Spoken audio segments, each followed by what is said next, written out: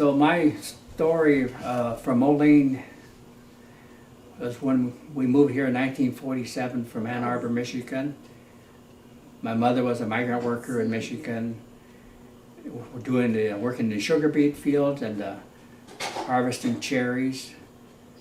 And so she met my dad up there in Michigan. I'm not sure where, but they got married, and he moved us here to Moline, where my dad had lived previously.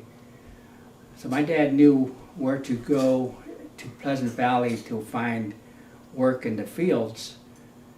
So immediately, I'm sure that we started going to the fields when we were little kids as a family deal. My earliest recollection of working in the vegetable farms was harvesting radishes for Frank Clemens, the farmer on Valley Drive in Pleasant Valley. And we'd, the way you pick radishes is just go out and pick them, and then he had rubber bands, and he'd had us tie the bunches of radishes together, and then we'd gather them up, and then we also had a big water container, and we'd wash the radishes out and then put them in a container, and he'd take them down to his fresh fruit stand and sell them along with tomatoes and other stuff that we harvested for him.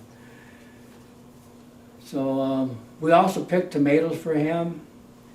We'd usually get 12 cents a hamper for tomatoes to pick them, and then we'd have to help load them onto the trucks so that they could take them to a station, relay station they call it, for H.J. Heinz Company in Muscatine. So we picked tomatoes for that farmer, and we topped onions for Wayne Kerr, Marvin Messer,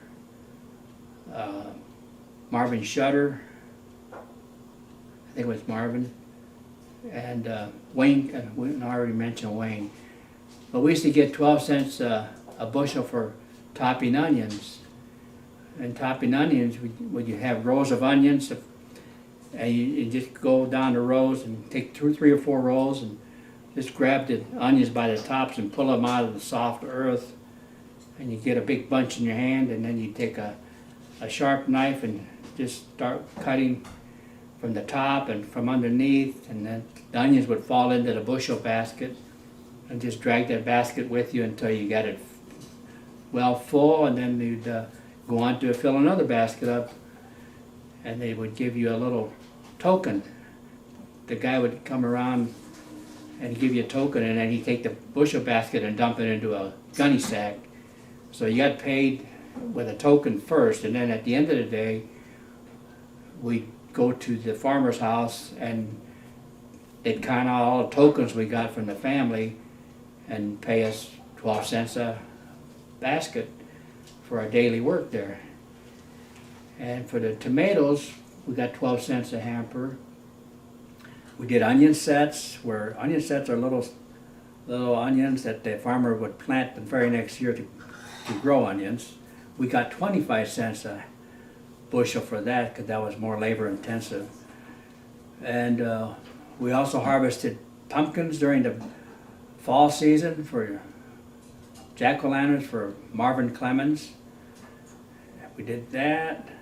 We picked decorative gourds for him, Indian corn, and then in summertime we picked green peppers and different stuff that they would sell at their fruit stand. So they were good farmers. They treated us well. They would even come to Moline, and when we didn't have a ride to get to the Pleasant Valley, they would even come with either their truck or the Frank Lemons had a big Cadillac, and they'd pick us up and take us to work over there for them.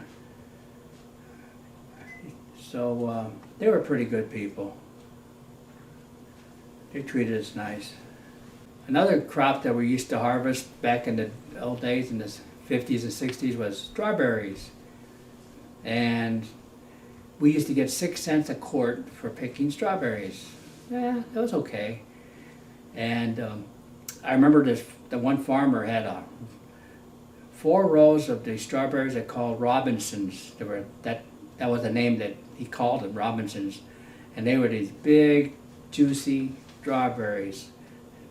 And so I loved those strawberries, so sweet.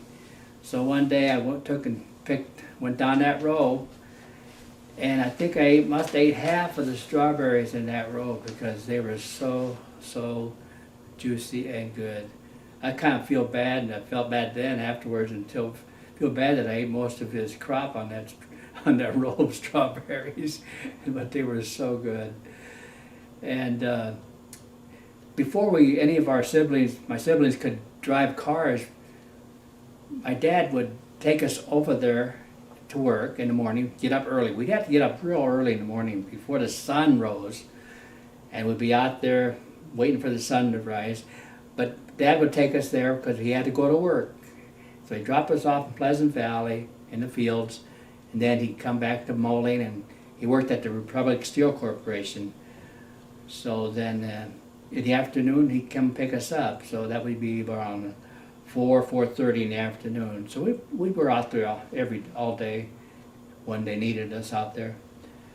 Another good memory I had of when we were picking tomatoes in Pleasant Valley down by the Valley Inn in Pleasant Valley, down about 2 blocks from the Valley Inn and the old post office that was there.